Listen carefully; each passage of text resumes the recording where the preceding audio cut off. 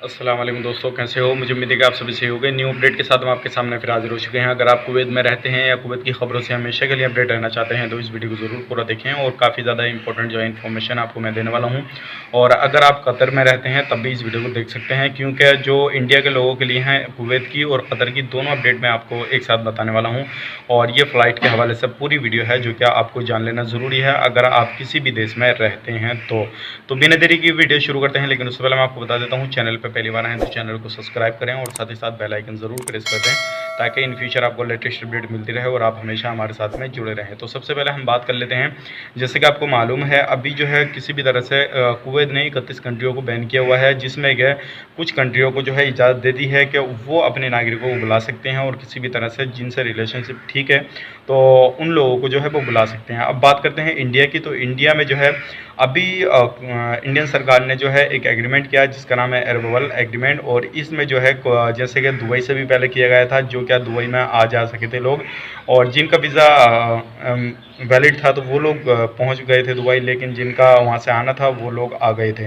तो इस तरह से काफ़ी सारा हुआ था। तो कुवैत गवर्नमेंट ने भी दोनों तरफा यहाँ पे भी एग्रीमेंट करने की कोशिश की।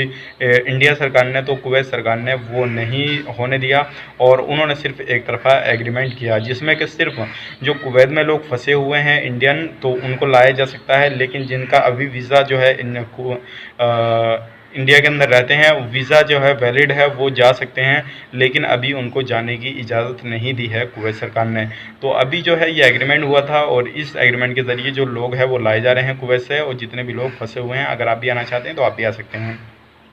अब बात कर लेते हैं कतर की, तो कतर के हवाले से ये है, कतर के कंट्री से भी जो एग्रीमेंट हुआ तो इसमें दोनों तरफा एग्रीमेंट हुआ है, जिसमें कि अगर आपका वीज़ा वैलिड है तो आप जा भी सकते हैं और आप अगर वहाँ पे फंसे हुए हैं किसी भी तरह से काम छूट गया आपका या फिर किसी भी तरह से जॉब से निकाल दिया गया है तो कतर से आप आ भी सकते हैं। 18 अगस्त से 31 अगस्त के बीच में आप टिकट किसी भी टाइम बुक कर सकते हैं और आप अपने देश अपने वतन वापस आ सकते हैं। तो ये बड़ी खुशखबरी की बात है कतर के लिए। अगर आप कतर का वैलिड वीज़ा है आपके पास में, वो छुट्टी आए हुए थे तो आप 18 तारीख के बाद में जा सकते हैं। अगर इंडिया में रहते हैं तो आप जो है अपना टिकट बुक कराइए अपनी ट्रैवल एजेंसी से, उसके बाद में आप किसी भी तरह से कोई भी परेशानी नहीं होगी, आप जा सकते हैं। तो ये कुछ लेटेस्ट अपडेट थी, सोचेगा आप लोगों तक पहुंचा दी जाए। उम्मीद करता हूँ वीडियो पसंद आएगा, पसंद आया तो लाइक करें, शेयर करें, चैनल पर पहली बार है तो चैनल को सब्सक्राइब करें। तो चलिए फिर मिलेंगे नेक्स्ट वीडियो में, तब तक के लिए आप अपना ख्याल रखें, अपने फैमिली वालों का ख्याल रखें। Take care, bye.